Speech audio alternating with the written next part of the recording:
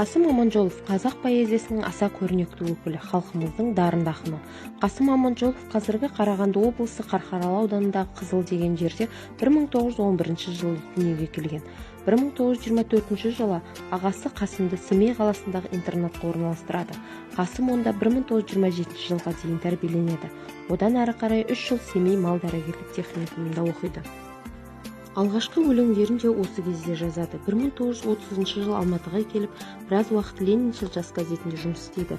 1931 жылы Ленинградтағы орман шаруашылығы институтына түседі. Бірер жылдан кейін елге оралып, Орал қаласында екпінді құрылыс газетіне қызметке орналасады. 1938 жылы тұңғыш өлеңдер жинағы Өмір сыры деген атпен жарық көреді. 1939 жылы 40 жылдары ақынның өсу жолындағы елеулі кезең болды. Нар тәуекел, бурабай толқындары, дауыл, көкшетау, орамал, Сұлтанмахмұт туралы баллада, өз елім, ғашық едім, қайтейін сияқты тамаша туындылары осы жылдары дүниеге келді. 1952 жылы таңдамалы шығармалары жарық көрді. 1954 жылы бүгінде жұрттың көбі жатқа білетін әйгілі Өзім туралы толғауын аяқтайды.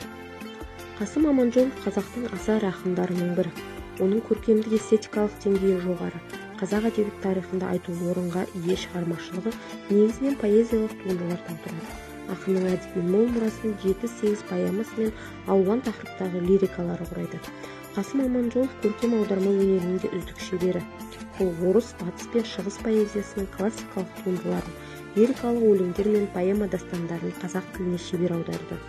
Қасым Аманжолов өзінің батыл ойлы, шыншыл да терең сырлы, дауылды поэзиясымен әр буын оқырмандар сүйіспеншілігіне ие болып, жас таланттарға өте күшті әсер етіп келе жатқан бір туар дарын.